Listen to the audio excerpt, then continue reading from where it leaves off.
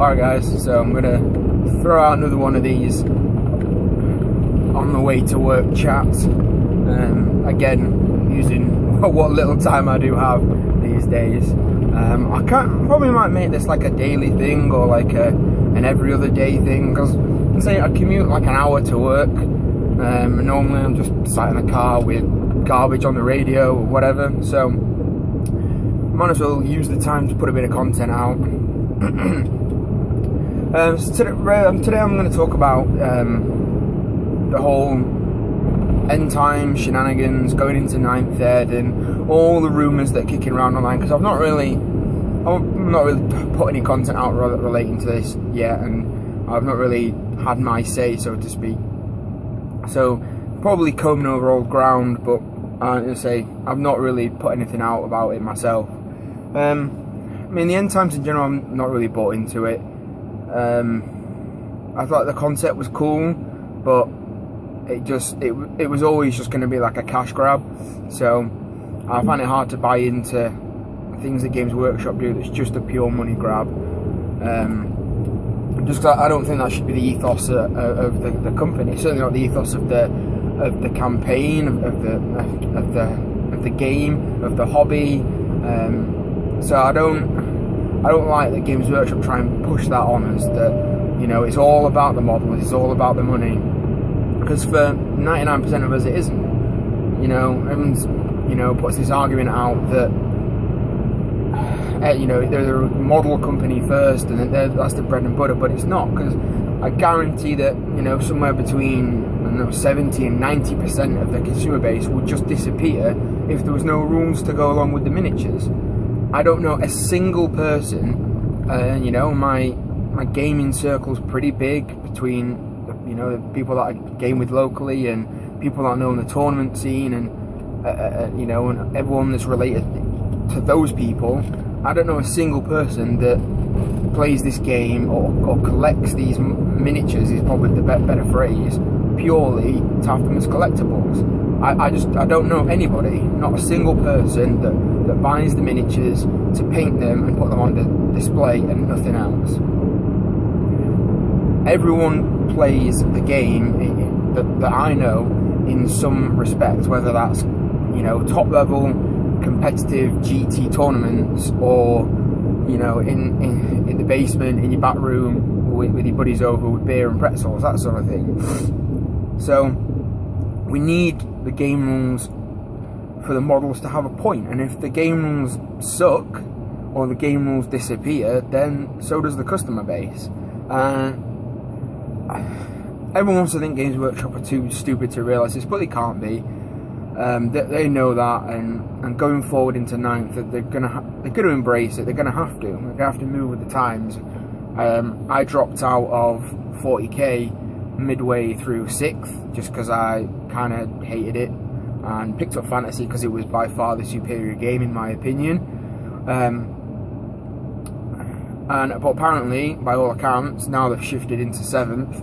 It's the strongest it's been for a long time, since the, you know, the glory days of 5th. Yeah, 5th edition 40k had its issues, but it was nearly a perfect rule set. There was 2 or 3 things that were wrong with it, and I've said this for years. But on the whole, it was nearly perfect. And then, you know, big changes come across, and it broke the game, and people left. But apparently they've managed to bring that back with 7th. So we should maintain optimism around 9th, and hope that Games Workshop actually know what they're doing, and actually are capable of creating fun, concise, tight rule sets that, you know, can lead to not only fun games for the fun players, but competitive games for the competitive players. So End Times was kind of stupid. The theory that I buy into most is that End Times has been kind of a beta, or a beta version of 9th edition, where they've kind of spoon-fed us rules that they're thinking of changing to try and gauge reactions. You know, at first you've got like the 50% Lords and Heroes coming in, you've got the everyone can have access to undeath. That's just to sell the undead models, you know, thinking if everyone can do it, everyone will do it.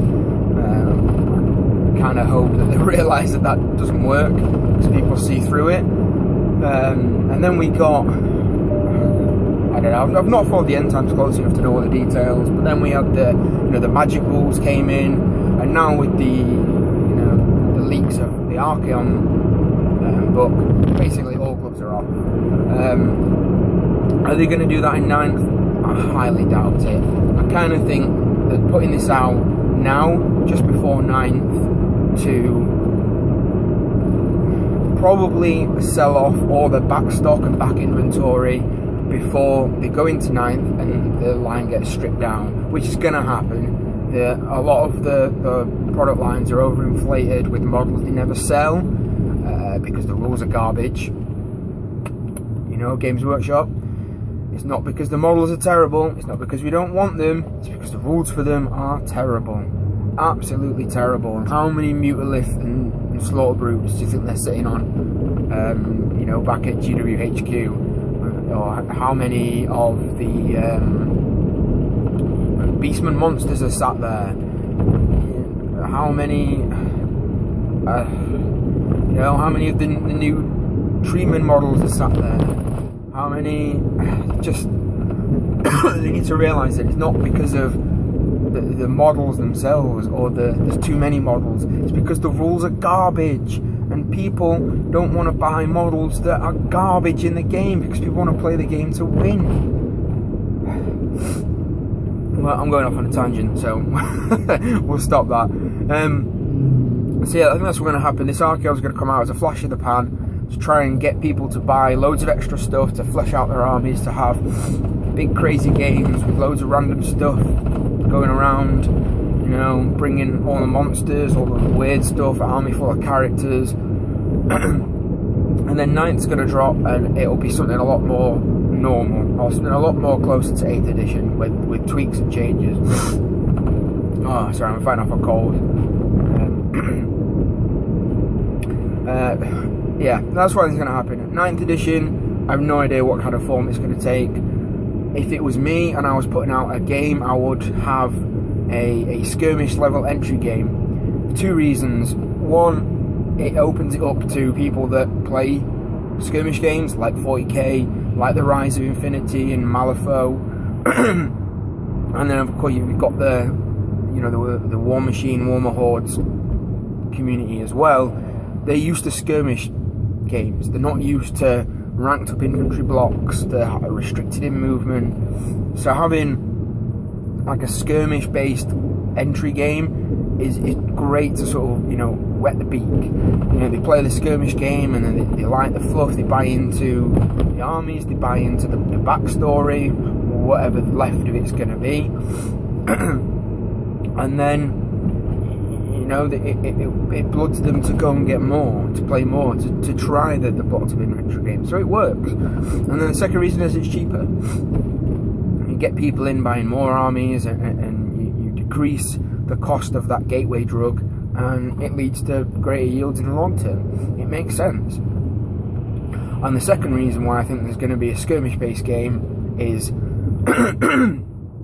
having worked at GWHQ and having met and interacted and know quite well the people that work there, particularly in the design studio, and the people that influence the design studio, they're all into Malifaux, they're all into Infinity, they're all into these skirmish games that are small, you know, really detailed miniature based on a much smaller scale, and that is going to influence the decisions. I just know it is. I guarantee that's going to have an influence on the future of what fantasy looks like. It's going to happen. People do. You have your personal bias all the time when you put out these things.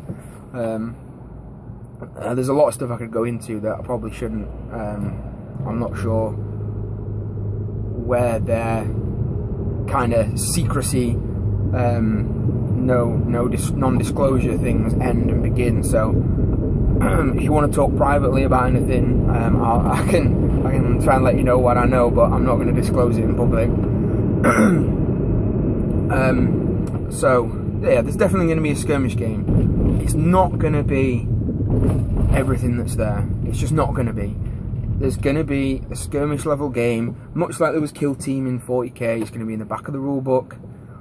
The bread and butter of the game is going to be blocked up infantry, because that is fantasy, and they'd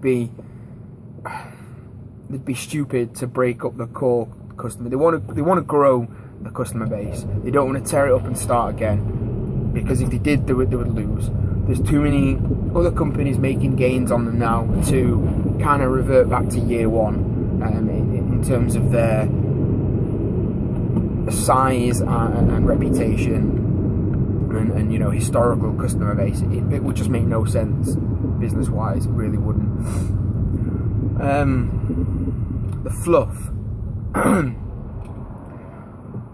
Archaon is basically the end of the world, right? The end times has culminated in the Chaos Gods winning, or whatever it is that's happened. So I've not followed the story well enough. I know the main plot line, and I know the you know, the highlights sort of thing. I've not followed the story well enough myself. But you know, Archaon is the end of the world. The world gets completely scoured to a desolate rock. There's nothing left, just blackness with a glimmer of light that is going to breed into new life, into a new world, right? That's basically what's happened. It's an apocalypse. There's nothing left. Everyone's dead, apart from something, an essence of life, whatever it may be, what you want to call it. What's going to happen is they're basically going to revert to how it is now. We're going to revert pretty much back to the status quo, but all it's done is just give them a blank slate to justify anything. You know, if 9th edition dropped, if they hadn't had the end times, and 9th comes out, and suddenly half the Elven army's gone, half the Lizard Men are just gone, half the Bretonnian army's gone, you know, half the Wood Elves are gone. How do they explain that? You know, suddenly, oh what, everything just died off, everyone just became extinct, they stopped training Glade Guard, so Wood Elves don't have Glade Guard anymore. That's an extreme example, but you get the picture. Whereas now, in 9th edition, no matter what they do, if something doesn't exist or something's gone, they're like, well, it was killed off, and the world started again, and they're not here anymore. It makes perfect sense. It gives them artistic license to do whatever they want. And the trouble is, with Games Workshop, is it's all about IP now. They just hate people that copy their IP, that come out with things that are similar, which you can understand. You know, as a company, you don't want people being able to get cheaper alternatives to your products. You want to have everyone buying your products, and you don't want other companies benefiting from your hard work in developing fluff and backstory and IP, and you know, someone else is reaping the profits and the benefits from that. You know, you don't want that. People are benefiting from your hard work, and you're losing out. So it makes sense. But the trouble is, a lot of the things at the moment, a lot of their races, a lot of their units, a lot of their armies just are not copyrightable. You know, Tomb Kings, it's Egyptian themed. How you can't copyright or control the IP on Egyptian iconography. You just it belongs to the Egyptians. You know, like Bretonnia, it's medieval knights. You can't copyright an IP, a period of British history, right? European history. You can't do it. It's medieval knights. Anyone can put out an army, a model or units of Bretonnian knights that look exactly like Bretonnian knights, call them medieval knights, and Games Workshop can do nothing about it because they can't own the IP on something they didn't create, which is, you know, medieval knights with the heraldry and the full plate armor and the horses with, you know, the cloths on them, and archers, you know, it's just like longbowmen or pikemen or polearmmen. These are things that exist in history that Games Workshop don't own, so they can't copyright them. Why they want to get rid of, I don't know what the issue is with lizard men. I mean, what, because they're like reptilian, so you can just have like a lizard man, or a man lizard, I guess. But some of the more unique things, I mean, what the hell, a copy of Distillodon. What are you going to call that? Like a hard shell beetle or something? I don't know. Some things are silly, but you can understand the way they're doing it. They want to control their IP. So resetting the world back to nothing basically means that when stuff comes out and it doesn't exist anymore, it's perfectly justifiable. So, oh well, it was killed off the end of the world. Oh well, you know, the world started again in this new timeline. They were never discovered. They were never created. It makes perfect sense for them. It's what I would do. It's a common thing to do. You know, they've always been fond of the retcon. They've always just done it in a cumbersome way, where this is quite elegant, really, if you think about it. We're going to do this awesome storyline, this awesome timeline, where everyone thinks we're shifting the story ahead, and moving along the timeline that everyone's wanted for so many years. But actually all we're doing is we're just creating a scenario where we can go back to you know, business as usual. So all the doomsaying and all the scaremongering and all the you know, naysaying about, you know, 9th's going to kill fantasy. I only jumped into fantasy at 8th edition, so I have no fucking idea what I'm talking about before that. But apparently the change from 7th to 8th was pretty much the same. You know, everyone's going like 8th edition's ruined the game, it's made it too simplistic, all the tactics are gone, no one's going to play anymore. And by all accounts, 8th edition is one of the best and strongest editions fantasy's ever had. I mean, I'd say I didn't play older editions, but I think 8th edition fantasy is nearly perfect. There's again, similar, we had the 5th edition 40k example. I'm going to throw it up a lot because it resonates a lot with me, because I played a lot of 40k in that period, like a lot. I was big on like going to tournaments and playing all the time, and I thought, you know, just basically crack 5th edition using probably the shittest army at the time, my Tyranids, and I was, you know, had the edition to a T, and then, you know, 6th edition drops, and lo and behold, instead of making the little tweaks that it needed to make the game perfect, it was wholesale changes and made everything kind of suck. And that's what's going to happen, because that's what Games Workshop do. They don't understand the concept of evolving the game to a perfect state. They're under this illusion that if the game stagnates and gets perfect, people aren't going to buy it. And another example I'm going to throw out quickly is Football Manager. Football Manager is a PC game which is basically you're a manager of a football team. It's like soccer for you idiots across the pond. It's called football, not soccer. So basically, you manage a football team, and every year they put out a new game to go along with the new season. But what people complain about a lot of the time with Football Manager is they make massive sweeping changes to a game that was nearly perfect and break it again. And the reason they do that is to make you buy it again. If they constantly evolve the game to a state where it was perfect, the match engine was perfect, the in-game processes were perfect, they think that people are never going to buy the next one. So what they should do is, rather than try and avoid that, they should embrace it, and instead of selling the game as it is, just sell a database update. Because obviously every year, you know, players transfer around and things change, and stadiums change and kits change. Same in fantasy, you know, army books change, people want new things. Well, just evolve the rule set to a point where it's perfect, and you can still sell the army book changes. They just don't realise this. People are still gonna buy. We love this game, we love this hobby. You know, if the rule set tomorrow said, right, this is the last rule set we're ever gonna put out, and the rule set was absolutely perfect, you know, it was written over a period of years by committee with gamers and whatever. It's never going to happen, but if it did and the rules were perfect and Games Workshop said this is it, this is the last ever set of rules we're going to put out for Warhammer Fantasy, I would buy every single army. I would periodically go through all the army books, and I would keep buying until I had like 10,000 points of every army. I would. It would happen over time. because the rules always change and things go back. I've not bought anything for months because of all this uncertainty, and I'm sure I'm not the only one.